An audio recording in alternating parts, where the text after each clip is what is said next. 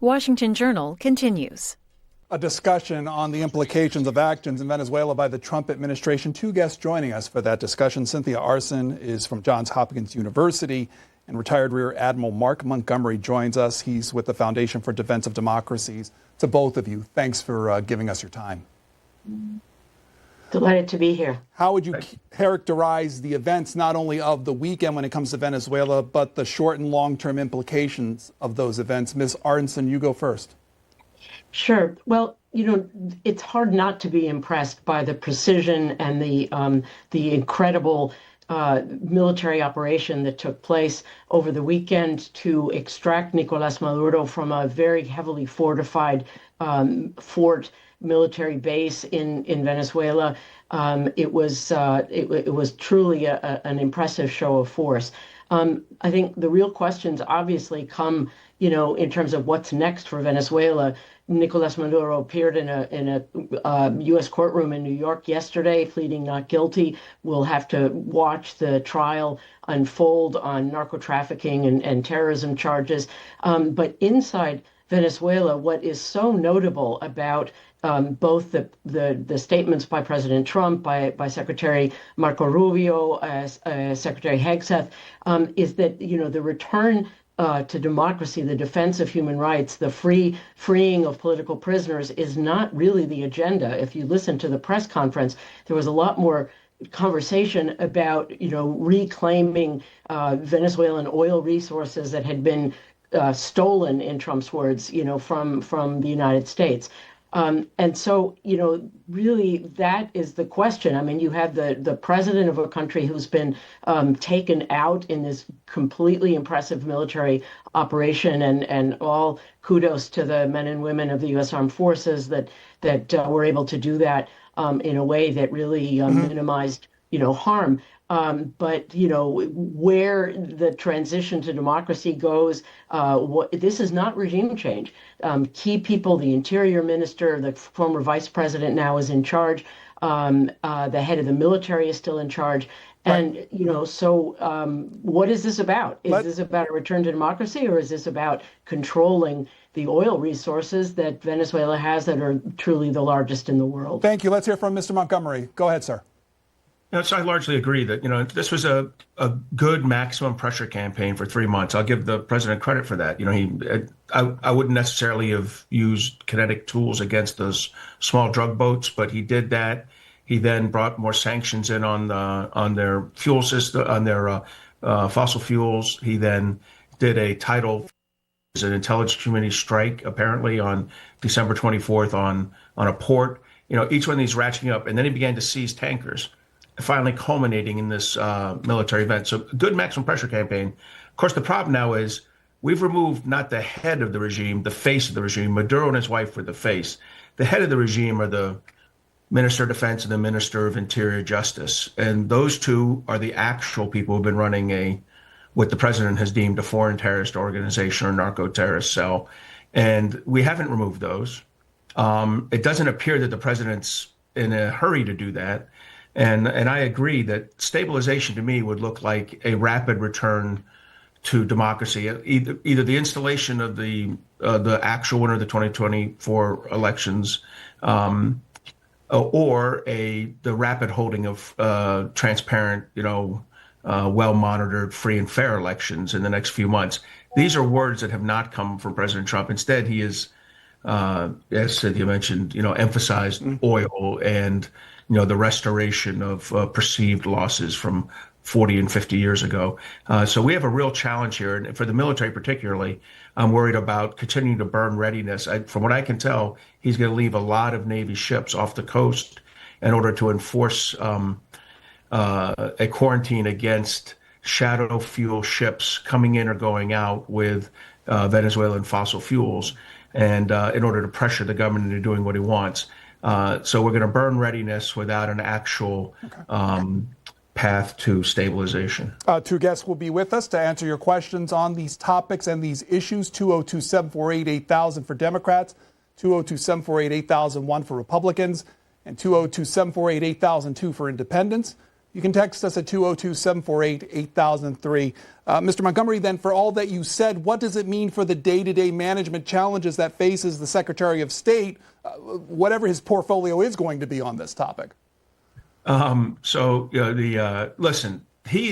from my perspective, he's the one who pushed hardest for this within the government. I mean, I think he's probably happy with what happened here. He's probably happy that the country that's probably the most under duress besides Venezuela from this action is Cuba, another country where he might want to see some form of regime change. So, I think he's working that. The problem that comes here now is that I don't think Secretary Rubio is setting the path. I think the president is. And you hear what I would consider logical statements from Secretary Rubio, followed very quickly by off-the-cuff comments from the president that tend to undermine that. The president very quickly went to oil when most of the discussion ahead of time was about drugs, which was not a terrifically accurate description of the drug problem in the United States, but still Venezuela was certainly a contributor, and about democracy. And now it's suddenly about oil. And I don't know that is the rhetoric that Secretary Rubio favored pushing. Ms. Arntzen, same question to you. The responsibilities facing Secretary Rubio and others in the Trump administration. Well, it's certainly a challenge day to day. As we've been discussing, as Admiral Montgomery was underlining, that the Maduro forces are still in charge of Venezuela. So what it means when President Trump says, we're going to run it, doesn't make sense. I mean, I think he has not ruled out putting troops on the ground, but I think that's very, very unlikely. So, really, what is the path here? These are very repressive, brutal officials that remain in their key positions in Venezuela. There are more prisoners that are being taken. A fear of going out to protest while these henchmen of the regime are still in their positions. And so, really, what is the leverage here? Is there a desire to bring back the leaders that were elected in these July 2024 elections, which were won overwhelmingly by the opposition? So far, there doesn't seem to be any intent or any movement towards bringing back Edmundo Gonzalez, the opposition candidate who won, or Maria Corina Machado, who won the Nobel Peace Prize, who has not been in touch with the White House in some months now. President Trump basically dismissed her as a nice woman, but, not capable of governing at this point. So, are we really going to see a stabilization that leaves in place the structure of military and police power and economic power in the country at the same time that they are forced, to open up to U.S. oil companies? President Trump insisted that the oil revenues would be used for the benefit of the Venezuelan people. Not clear how that takes place. Not clear, who really benefits, from renewed U.S. access to Venezuela's oil resources. So I think, there is much more uncertainty about what this means on a day-to-day basis. But because these structures have been left in place, there's a term in Spanish, Madurismo, Madurism without Maduro, and that's very much what it looks like today. Guest is our Cynthia Arntzen, who you just heard from Johns Hopkins University, and retired Rear Admiral Mark Montgomery for this discussion. Terry joins us from Atlanta. Democrats Line, you're on with our guest. Terry, what's your question or comment, please? Good morning and Happy New Year to everyone. I'm really concerned about how the rest of the world is looking at the United States right now, and I really want to know what our guests think will happen in the coming months in terms of not only Venezuela but the other countries that are possibly going to be targeted by the United States for some kind of action, and what they think the rest of the world, how the rest of the world will react, other nations and other leaders. Thank you. Terry in Atlanta, Ms. Arntzen.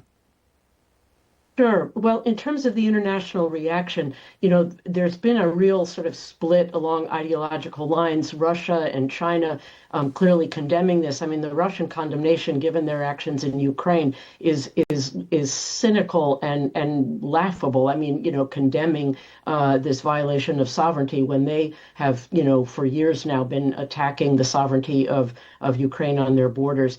Within Latin America, the division again has been along ideological lines. You have left or center left presidents in Brazil, in Mexico, in Chile, in Uruguay. I'm not sure who I'm forgetting, in Colombia, denouncing, this gunboat diplomacy on the part of the United States. And then, the president-elect in Chile, Jose Antonio Cast, who takes power in March, praising it, the president of Ecuador. So you have a real division in the hemisphere. And even in Europe, I mean, U.S. allies have been condemning this, and there will certainly be calls for the UN to condemn the U.S. action, to call for, or just to condemn this gross violation of sovereignty in a country with which we are not at war. And arguably, despite the criminality and the drug trafficking and other criminal enterprises, does not really pose a national security threat to the United States. So I think, international reaction has been mixed. And then the real question for me, too, is what is the takeaway for the government of China vis-a-vis this, articulation of spheres of influence, of, the national security strategy that was put out by the Trump administration just a month or two ago, talks about the Western Hemisphere as our sphere of influence. Well, what if the Chinese do that and say, Taiwan is ours? We just sent a lot of weapons to Taiwan, but who's to say that China doesn't have overwhelming force, to take over Taiwan? So I think, a lot of concerns about the precedent that this sets. Admiral Montgomery. Yeah, so first I'd take Europe and say, Trump could still swing that to his benefit if he were to actually, ensure that Maria Machado or Edmundo Gonzalez or another member of the opposition had a fair and transparent opportunity to win an election. That I think that all criticisms would be swept under the rug pretty rapidly. And ironically, not that I think he has a chance at winning a Nobel Prize, but if he ever wanted to win a Nobel Prize, install the 2025 recipient in 2026, probably a good move. Cynthia brings up a good point on China. I think the China thing cuts both ways. One, they could argue for spheres of influence. But two, on a realistic scale, one of the determinations for China, do I take action in Taiwan, is do I credibly believe the United States might do something? And President Trump has moved our strategic ambiguity to kind of a strategic uncertainty. He's an absolute wild card on what will cause him to take action. And for a deliberate, patient state like China, I think this moves any desire to take action to beyond Trump's unpredictable time in office. So in some ways, he's probably helped deterrence in the China-Taiwan scenario. But overall, I mean, the damage we're doing in Europe and the damage we're doing in portions of Latin America to U.S. credibility is severe if we don't ensure the removal of the actual narco-terrorists running this state. Sabrina is in North Carolina, Independent Line. Hi. Hi. I think everybody's forgetting that we have an ancient history of helping the area. And everybody, so the Venezuelans used to come up and seek help from the tribe called the Moon Children. And this is not the first time that we have went into their territory and took out a tyrant. The South has always, if you look at the history of the United States, the South has always come up north to get help with the tyrants down south. And if you think that the Venezuelan people can't rise above the tyrant they just had removed, you are totally underestimating that group of culture. So when you're discussing this, please keep in mind that this land, this country, we have always had a responsibility to the South, even before it was called Latin America. As a matter of fact, when the Spaniards moved in, we stopped offering as much help as what we used to. But when we're dealing with these southern continents. Remember, we have a responsibility to those countries to offer protection.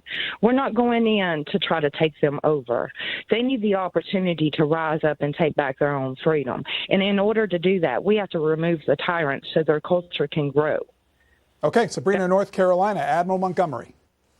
Well, I mean, I think both of us just said that we would like to see a transparent election where Machado or Gonzalez has an opportunity to win and take power in their country. I'm not sure that all of Latin America or South America necessarily shares the caller's belief in the validity or value of American or North American involvement in their domestic politics. But I do believe that providing an opportunity for a free and fair, transparent election sometime in the next 3 to 5 months would really go a long way to validating the president's actions over the last week. And before I let you, Ms. Hartson, you'll get a response. But then with everything you just said, what does that mean for the interim president, Delcy Rodriguez, Admiral? Well, she wasn't a legitimate vice president. And Maduro wasn't a legitimate president. She's not a legitimate, newly inaugurated president either. The 2024 elections were fraudulent. I think the 2019 ones were as well, but the United States government clearly stated the 2024 ones won't. This is going to come, by the way, this is going to be a big part of the court case against him when he tries to say, I'm the leader of another country. I think the fact that we don't acknowledge the 2024 election results is going to play a big role. So I don't think the vice president, now acting president, it has a legitimate claim to power in that country. Ms. Arnton, respond to the caller and then respond to what faces the interim president. Sure. I guess I would disagree with the caller. The United States, I think, has a responsibility to support free, independent, democratic governments, to provide societies with the capacity to determine, their own future. And, throughout history, we haven't always acted on those principles. There are times, especially during the Cold War, when the United States was intervening on the part of very, repressive dictatorships. And, you see this, any number of times in Guatemala, in Chile, in the Dominican Republic, in the 60s and 70s. And there are times, too, when the repression of a dictatorship is so severe that people don't have the possibility to really exercise, their own rights to self-government, to freedom of expression and association. And the United States has played a very constructive role in fostering transitions to democracy. But that is basically something that took place in the latter period of the Cold War and certainly after the Cold War. In terms of what faces Delcy Rodriguez, I agree. I mean, her government is just as illegitimate as, or her claim to power is just as illegitimate as that of Nicolas Maduro. She has a balancing act now within, Chavismo to keep the real hardliners, the Minister of Interior, Cabello, the Minister of Defense, Padrino Lopez, to keep them going along with this at the same time that she's going to face demands from Venezuelan society for a return to democracy, which is what people voted for massively against multiple and many, many odds, in 2024. So she has a very difficult balancing act, and those are the tensions within Venezuela, not to mention the task of managing, the Trump administration, of satisfying the demands of President Trump for access to the oil, versus a sense across Venezuelan society that the oil does not belong to the United States. It belongs to Venezuelans. So, I think lots of uncertainty ahead. For our guest, we will hear from Bill in Alabama, Independent Line. Good morning. Good morning. I've been listening this morning, and the country and the reactions have been fairly, I'll say, negative. With Joe Biden putting the bounty on Maduro's head, if Joe Biden and his administration would have went in and done what the Trump administration has done, capture Maduro, bring him in to take and do this, do we think the world's reaction and the country's reaction would be any different? If everything was equal, do we believe it would be different? Or is it, I guess my question is this just politics that no matter what Trump does is wrong? Or do we truly believe that everybody thinks that this is the wrong thing for our country to do? Personally, I think it's the right thing. We're stopping the drugs. We're stopping the terrorists. We're going to help those people get back to a free and independent country, which is an advantage to them. There's still a lot of questions as to how it's going to be done and handled, but I'd hate to see politics get in the way of doing the right thing for these people of Venezuela. Okay. I will listen to your response. Bill in Alabama. Ms. Arnson, you go first. Sure, that was a really good question. I mean, I think if you look at public opinion polls, recently the majority of the U.S. public, something like 65%, supports the military action, but that breaks down very sharply along partisan lines, with Democrats, condemning it and Republicans overall, approving. I think that the efforts of the Biden administration, first of all, Biden would not have staged a military operation. I think there was much more adherence and concern for the constraints of international law, in terms of that kind of military action. But what the Biden administration attempted and what it failed at was an overall democratic transition. The holding of the election, I think, was a positive, result of the pressures of the Biden administration. But it was looking not just to take out Nicolas Maduro, but to really, move aside the structure of power in Venezuela, and to foster a democratic transition that would have been very similar and operated under the same kinds of constraints that other democratic transitions that have taken place, in South America and Latin America and other places in the world. So there was, a much bigger effort to, move away from, Chavismo, which is named for, the first authoritarian leader of Venezuela who came into power in 1999, to put that all aside and to gradually, move towards democratic government, to replace, the institutions of the state with people who would have operated in a democratic context. Those transitions are very complicated, very difficult, but I think the purpose of Biden policy, was very different, was to displace the structures of power, and that failed because, it was not able to negotiate, with Maduro, with other people in the regime. They're leaving power, but that was the effort, and had it succeeded, it would have been a much more profound kind of transition away from the kind of government that we've seen for the last couple decades. Admiral Montgomery.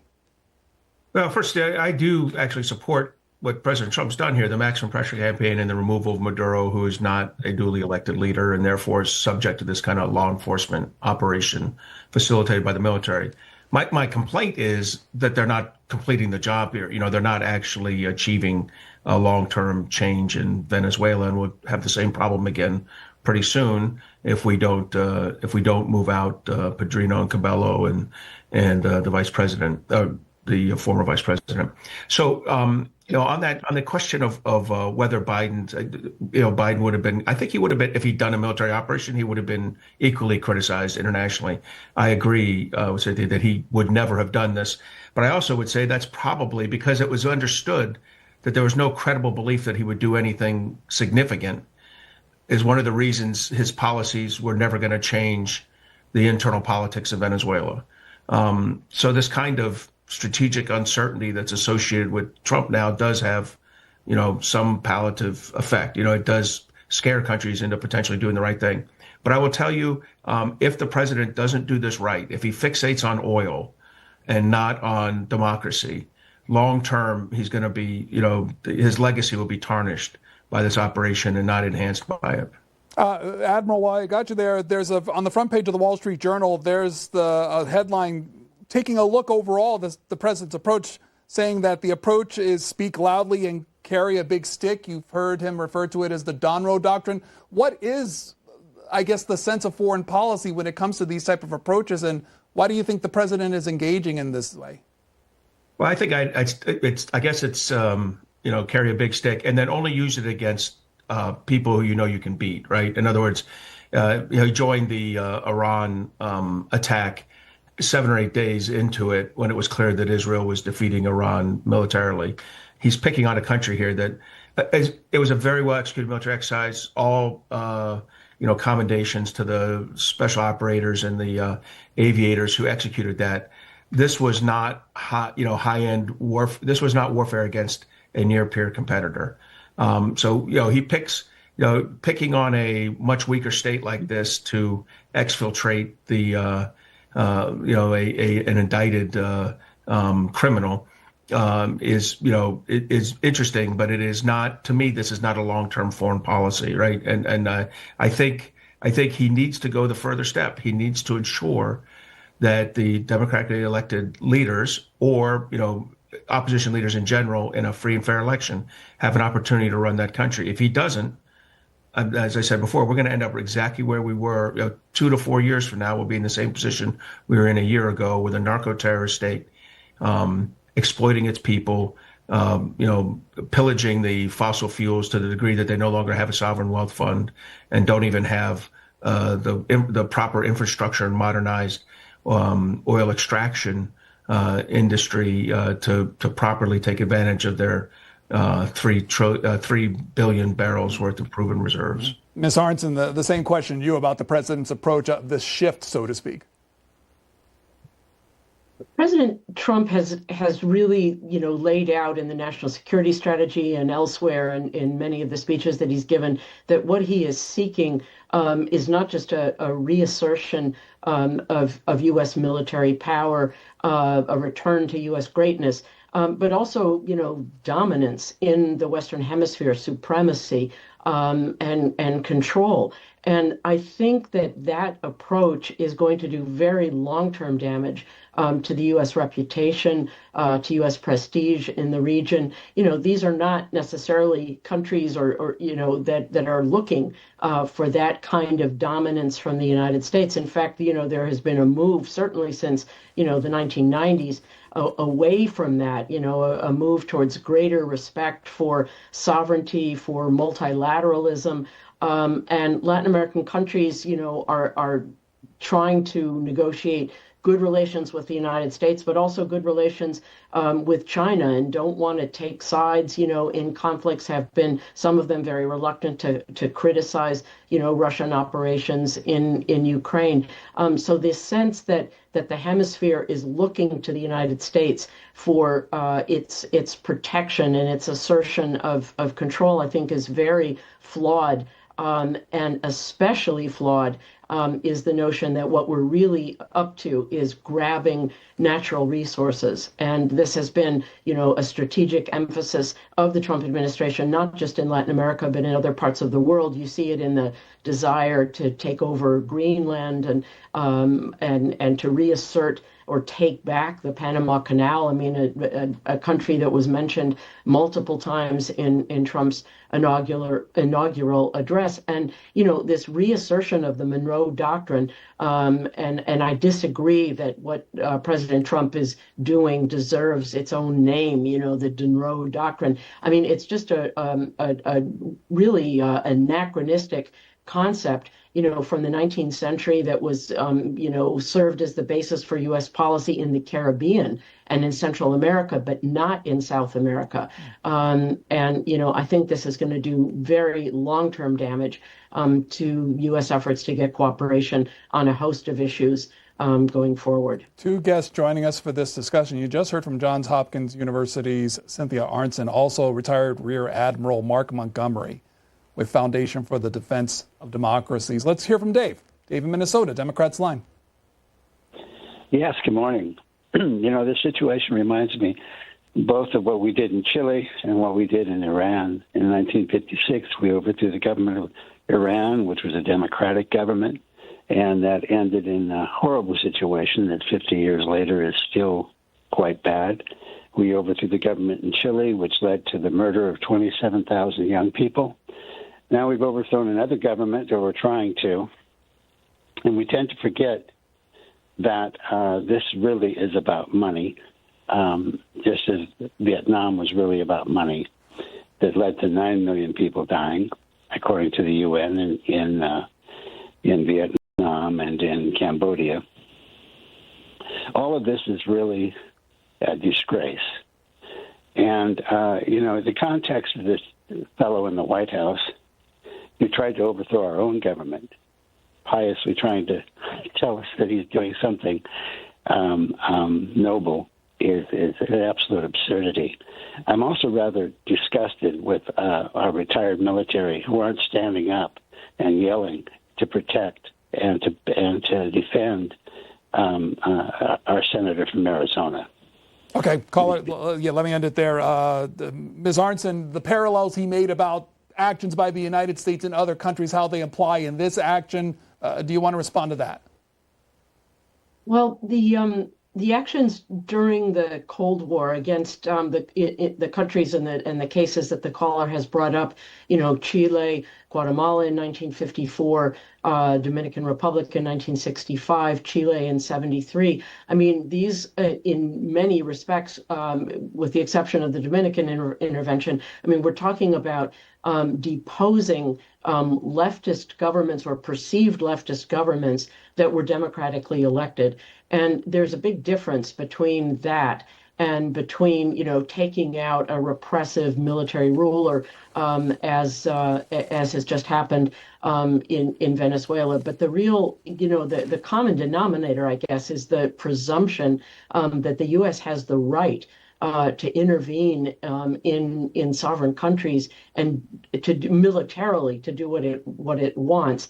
And in this case, as we've said, multiple times, and as Admiral Montgomery has mentioned, not for the purpose of restoring democratic governance, but for the purpose of, going against drugs or going against, terrorist groups, Hezbollah, the Iranian Revolutionary Guard, whatever, that have a presence in Venezuela, not for restoring democracy. And there are some, 900 political prisoners in Venezuela, including military officers that have been perceived as plotting against the regime. Not a word for members of the Trump administration about the need to rectify, that situation. So, there's continuity and there's differences in the way we've done this. But I agree that the history of past U.S. interventions has been anything but laudatory. Admiral Montgomery. So, yeah, I agree. But this is not the same as Chile and Iran. Those were democratic governments. This is more like Noriega and Panama. And, and in the end, I think we were, if done properly, if the president does the right thing and eventually restores, allows the opposition to run for election, then I think he'll be perceived as having done the right thing. But this can go the wrong way. It can certainly go the wrong way if he pals up with Pedrino and Cabello and the vice president and just re-rolls the Maduro regime as a hardline, right-wing, allied with the United States regime. Then we're going to have a problem. But I think right now I'm not ready to throw the towel in on this. I think there's an opportunity here, and it's certainly not the same as Chile and Iran in 1956 or 1953. Do you think the United States has to become comfortable that this is going to be a long-term process? And what timeline are we looking for, Admiral? What's your guess? I think Secretary Rubio was thinking that this was a month's timeline. Every time the president talks, I think Secretary Rubio's timeline has to get a little longer. Again, if this becomes about oil and not about democracy and, I guess, drugs, then we're going to have a real problem, because I think that the president will become very comfortable with the regime that's in, and then it'll take years before you get an opportunity for a democratic elected government, if ever, under this administration. So I think that's really yet to be told. But I suspect that Secretary Rubio had different plan than he's seeing the president execute right now. And Ms. Arndt, the same thing as about the timeline for these kind of things and U.S. patience for it. The patience really, I think, is the patience of President Trump for continuing to have a role in the internal politics in Venezuela. I think that timeline, of course, in terms of the kinds of changes that we would like to see take place, towards a real, democratic opening, are long term. But I fear that, there will be a trial of Nicolas Maduro in New York. He will be condemned. That will be celebrated, and then U.S. attention will move elsewhere, with, as we've said many times, with the structures of power in Venezuela intact. And in that sense, there will be optics for which the Trump administration will claim victory and credit, but the essential quality of governance in Venezuela will remain very flawed, even if U.S. companies are allowed back in. And again, that's going to be a very difficult optic to sell to Venezuelans and to sell to other to the population in Latin America. It's a return to a very mercantilist and what has been deemed imperialist interest of foreign powers in Latin America throughout history. Let's hear from Joseph. Joseph in New Jersey, Republican line. Hey, how are you? I just want to make a couple points. I'm 100% MAGA. I'm a big Trump supporter. I'm not really crazy about this, but I'm willing to give Trump a couple weeks to fix this. I disagree with the admiral. I think, thank God nobody was hurt. I don't want to sit around for 3 months to let freedom reign in Venezuela when it may never ever happen. That country's got to have to get there, George Washington or John Adams. We sit around there for 2 or 3 months. They're going to start putting roadside bombs, and kids are going to come back with no legs, just like in Iraq. And there's nothing wrong with saying that the reason why he went in was that they invaded our border by letting people out of jails on purpose. That came from the president. They were bringing drugs. This guy's a drug dealer, killing our Americans. And I want to say something to Cynthia. Those oil rigs companies were American companies that they took over. Nobody would allow Trump to take over a Japanese company in this country. We put the blood and sweat into those companies, and he took them over. They stole them from us. And I really would like Cynthia to go back to look at her heroes, Schumer and all the other Democrats, what they wanted to do to Maduro 6 years ago. They were saying that Trump didn't do anything, he didn't have the guts. Now he does something, and everybody's complaining. Okay. The man can't do nothing right. Okay, Joseph in New Jersey, he addressed both of you. Ms. Arntzen, you go first. You can respond to him. Sure, let's. There's a couple of points here. Again, nobody. I certainly don't criticize or regret the fact that Nicolas Maduro is going to stand trial, in New York for the kinds of crimes that he stands accused of. I wish that some of those crimes were, the violation of human rights and the other, violations of the laws of humanity that he really has been involved in, but that doesn't seem to be, the concern. I take issue with the notion that the Trump administration has put forward that all Venezuelan, migrants to the United States are members of criminal gangs and criminal groups. This Tren de Aragua, a very violent gang that has been, to a lesser extent in the United States, but certainly has spread, terror and mayhem, in many countries in Latin America. The majority of Venezuelans that are here that were granted temporary protected status, which has now been revoked, by the Trump administration, are people who come for a better life. This is a country that has collapsed economically over the years of corruption and mismanagement. People can't access, basic necessities, food, water, medicine, and they've come to a certain extent to the United States, but the greatest number of them have remained in South America, most especially in Colombia and also in Peru and Ecuador and other countries. So those countries host many millions more Venezuelan migrants than have ever come, to the U.S. And in terms of the oil, The oil actually does belong to Venezuela, and U.S. companies were there, for many years to invest in the infrastructure, to pump oil, to send it to the United States and elsewhere. And, in a wave of resource nationalism in the 60s and 70s, some of those companies were expropriated. There was some compensation. One may question, to the extent to which that was fair compensation. But what took place throughout the world, not just in Latin America, was a sense that the governments should partner with private companies to extract the resources, and that is what happened, in a number of cases in Venezuela. It's the way in which Chevron currently has a license to pump oil and sends a lot of oil to the United States to refineries in southern and southeastern, refineries.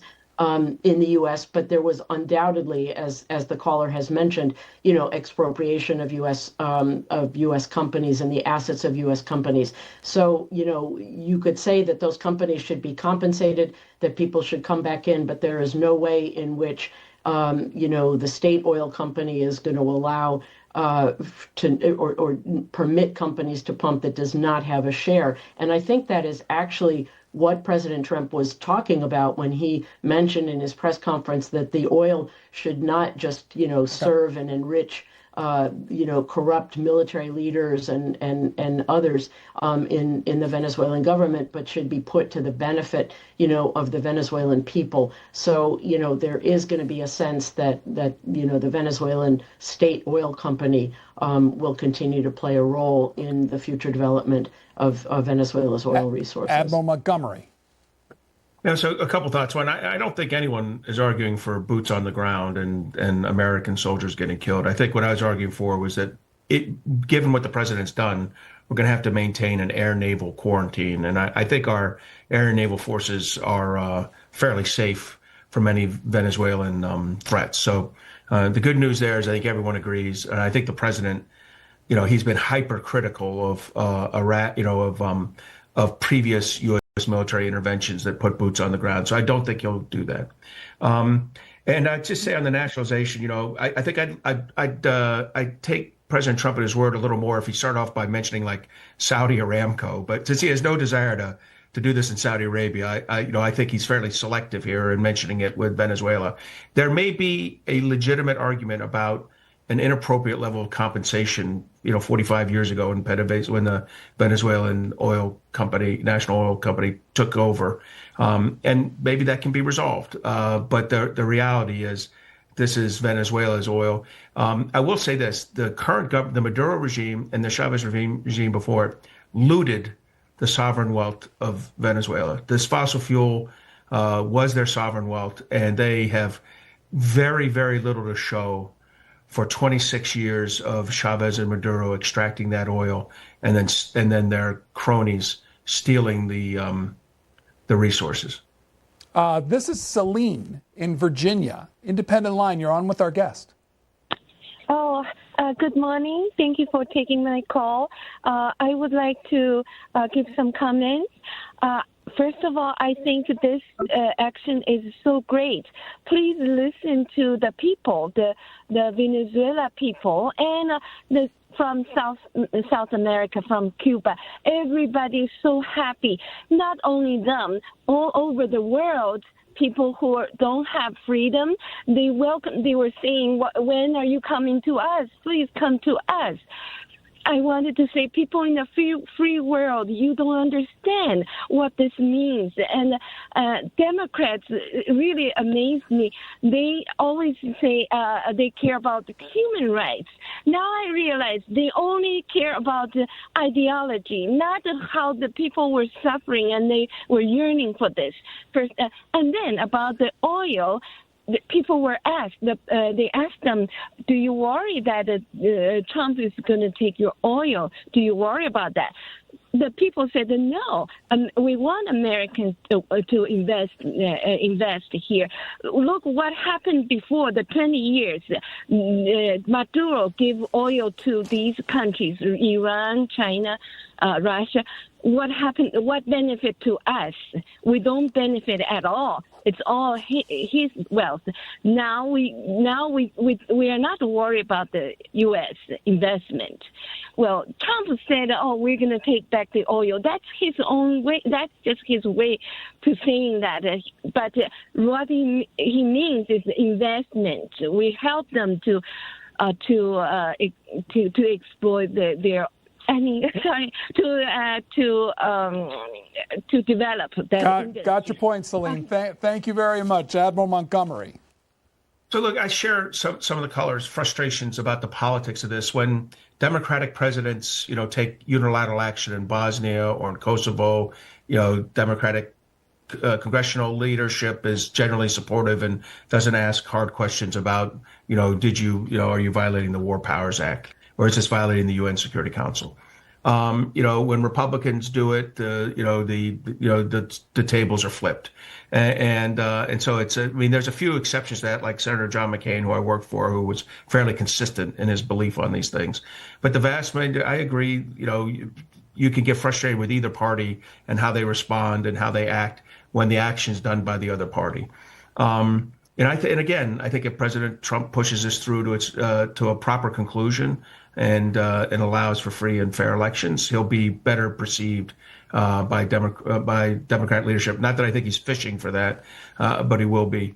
And then in general, I think that the U.S. will do investment. I think over time, if this continues, you will see investment by U.S. oil companies other than Chevron, who's there already. I do want to mention one other big loser here. We haven't said it out loud, but Cuba is one of the big losers in all this because they got discounted and sometimes nearly free fossil fuels from Venezuela over the last few decades. And that gravy train is coming to a screeching halt. And so it was already slowed, and I think it's going to come to a screeching halt. And that's an economy that cannot broker having too much more free fuel or things like that removed from it. Ms. Arnson. There are several points that the caller made that, with which I agree. First, that Venezuelan populations that are outside Venezuela, in Miami and Chile and, in many countries throughout the hemisphere in Europe, have celebrated this and have taken to the streets, to celebrate the fact that Nicolas Maduro is in jail in New York and has been deposed. And again, as Admiral Montgomery has said multiple times, and as I've emphasized, really the question is what happens now and whether there's going to be, a movement towards, a democratic government. The second thing that I would agree with is that the U.S. private sector and the private sector of other countries, including Spain and Italy, that have had investments in the oil sector in Venezuela, have a definite role to play in reviving an oil industry that has suffered from decades of mismanagement, of corruption, of neglect, of infrastructure. And if anybody is going to benefit, including the Venezuelan people, from the oil resources that Venezuela possesses, there's going to have to be, some foreign investment, some direct investment by the U.S. and others. The one thing that I would disagree with is that I think there was a period in the 2000s when Hugo Chavez was in power in Venezuela, that Venezuelans did benefit from the oil wealth of the country. Oil was at about $100 a barrel, for many years. Prices of commodities were sky high. This was a time mostly when the demand from China, skyrocketed as Chinese industrialization took off. And, there were massive amounts of money that were transferred to these so-called missions, for health, for education, for housing, by the Venezuelan government, by the Chavez government. And this accounts for the popular support that Hugo Chavez, enjoyed, for many years. And of course, that was not sustainable because of the corruption, because of the mismanagement. And, once oil prices on the international market fell. But, I would be careful about saying that, the Venezuelan people have never benefited from, the oil that the country possesses. And Ms. Artson, before we let both of you go, what to you are the most important things to watch out for specifically in the weeks ahead? What I think is the most important to watch out for is what happens on the ground. Delcy Rodriguez is now the, president designate. And, whether there will be any real pressure for movement in a democratic direction from the U.S. government. And if that does not take place, I couldn't agree more with Admiral Montgomery that this will be seen in hindsight, as a failure of Trump policy. And the Venezuelan government will probably bend over backwards to save their own skins and allow, U.S. companies back into the country, to allow, the oil sector to slowly begin to get back on track, if not, at some point to flourish. But if that is really the end result and the principal product of the U.S. intervention, coupled with what I think all of us expect to be a conviction of Nicolas Maduro on the charges for which he will stand trial, that will be a very Pyrrhic victory and not one that will be looked on with kindness by, a lot of policymakers in the U.S., but also the Venezuelan people and populations throughout Latin America. Admiral Montgomery. So I agree largely with Dr. Arntzen said. I'd add this. For the next 2 to 3 months, you're going to see us maintain a quarantine that keeps the pressure on the government to bend the knee to Donald Trump. So you'll continue to see that. We're probably running down one of the tankers right now somewhere in the Atlantic to pull it back. The other thing, a good tipper about whether we're going to do anything about democracy will be the status of the political prisoners. There's thousands of political prisoners in Venezuela. The president hasn't called for their release. Even Rubio, who knows better, hasn't called for their release. So if you see us, the United States, not care about the political prisoners, I think that's going to be indicative that we're not going to care about democracy long term. If you see us get involved in that, in the release of political prisoners, there's some hope that we'll eventually get involved in ensuring free and fair elections. And I agree, they'll eventually, this is going to take more than, it'll take 8 to 12 months, I think, to convict Maduro. It'll take 7 or 8 months before they even start the real trial, and then a trial for 1 to 2 months. And I think you'll see his conviction because, first of all, he's guilty, and second of all, he doesn't have the protection of being the actual leader of a foreign country. Admiral Montgomery serves with the Foundation for Defense of Democracies as a senior fellow, FDD.org, and Cynthia Arntzen, a lecturer at Johns Hopkins University, JHU.edu. To both of you, thanks for the conversation. Thank you.